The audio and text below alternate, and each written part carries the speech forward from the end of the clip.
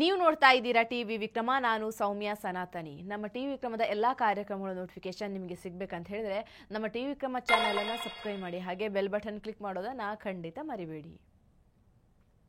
ಎಲ್ಲರೂ ಆರಾಮಾಗಿದ್ದಾರೆ ಅಂದ್ಕೊಳ್ತೀನಿ. ನಿಮ್ಗಲ್ಲ, ಅಲ್ಲಿ ವಿಧಾನಸೌಧದ ಒಳಗೆ ಕೂತ್ಕೊಂಡಿದ್ದಾರಲ್ವಾ ಅವರಿಗೆ ಹೇಳಿದ್ದು. ನೀವು ಬಿಡಿ, ನಿಮ್ಗೆಲ್ಲಿ ಆರಾಮಿರುತ್ತೆ.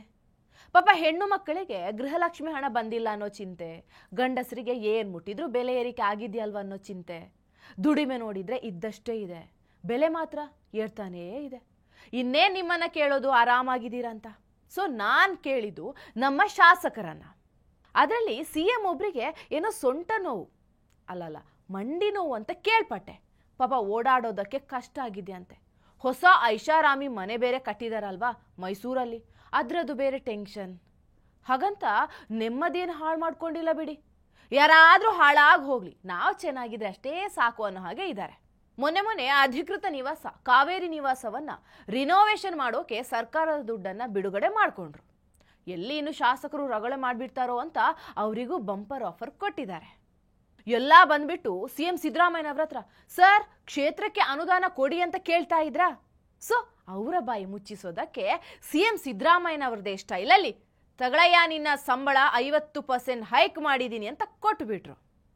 ಇಷ್ಟು ಕೊಟ್ಟ ಮೇಲೆ ಆರಾಮಿಲ್ದೆ ಏನು? ಅಯ್ಯೋ ಇದು ಬಿಡಿ, ಅಧಿವೇಶನಕ್ಕೆ AC ಕಾರಲ್ಲಿ ಪಾಪ ಸುಸ್ತಾಗಿರೋ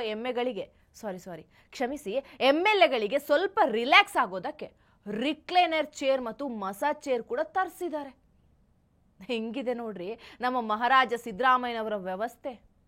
ಸದನದಲ್ಲಿ ಕಡಿದು ಕಟ್ಟೆ ಹಾಕಿ ಮಂಡಿ ನೋವು ಸೊಂಟ ನೋವು ಮಾಡ್ಕೊಂಡಿರ್ತಾರಲ್ವಾ ಅವರಿಗೆ ಈ 2 ಮಸಾಜ್ ಚೇರ್ ಜೊತೆಗೆ 15 ರಿಕ್ಲೈನರ್.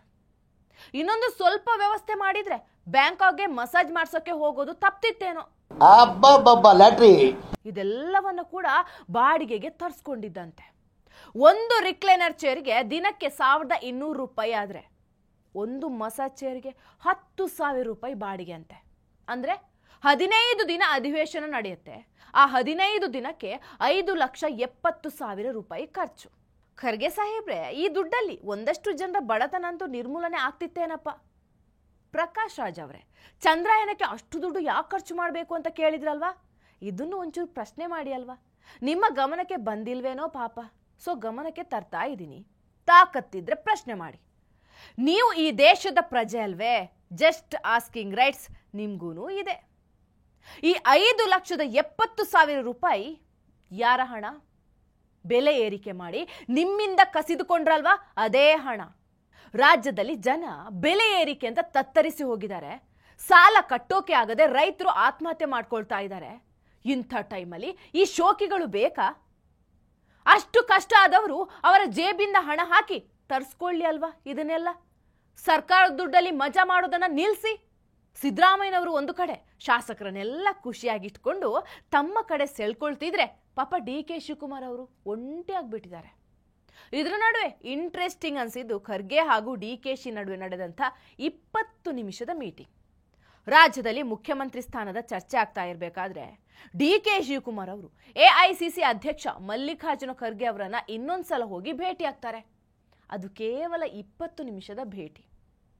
ಫೆಬ್ರವರಿ 4ನೇ ತಾರೀಕು ಸದಾಶಿವನಗರದಲ್ಲಿರುವಂತಹ ಖರ್ಗೆ ಅವರ ನಿವಾಸಕ್ಕೆ DKಶಿ ಹೋಗಿ 20 ನಿಮಿಷ ಮಾತುಕತೆ ನಡೆಸ್ತಾರೆ. ಇದು ಬಹಳ ಅಚ್ಚರಿಗೆ ಕಾರಣ ಆಗಿದೆ. ಯಾಕಂದ್ರೆ ಒಬ್ಬರು ರಾಜ್ಯಾಧ್ಯಕ್ಷರು ಹಾಗೂ ಉಪಮುಖ್ಯಮಂತ್ರಿ, ಜೊತೆಗೆ ಮುಖ್ಯಮಂತ್ರಿ ಆಕಾಂಕ್ಷಿ, ಇನ್ನೊಬ್ರು AICC ಪ್ರೆಸಿಡೆಂಟ್. ಈ ಇಬ್ಬರ ಭೇಟಿಯಾದಾಗ ಒಂದಷ್ಟು ಕಾಲ ಆದ್ರೂ ಇದ್ದೇ ಇರ್ತಾರೆ. ದೊಡ್ಡ ಡಿಸ್ಕಷನ್ ನಡೆಯೋದು ಸಹಜ.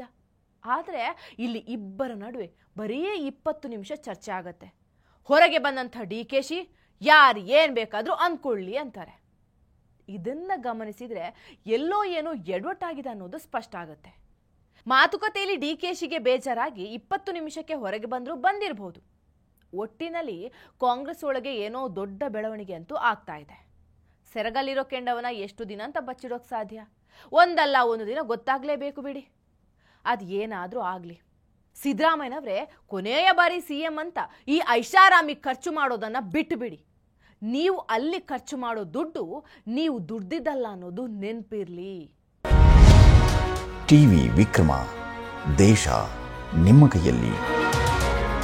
ಈ ಕಾರ್ಯಕ್ರಮ ನಿಮಗೆ ಇಷ್ಟ ಆಗಿದ್ದಲ್ಲಿ ಲೈಕ್, ಶೇರ್ ಹಾಗೂ ಕಮೆಂಟ್ ಮಾಡಿ.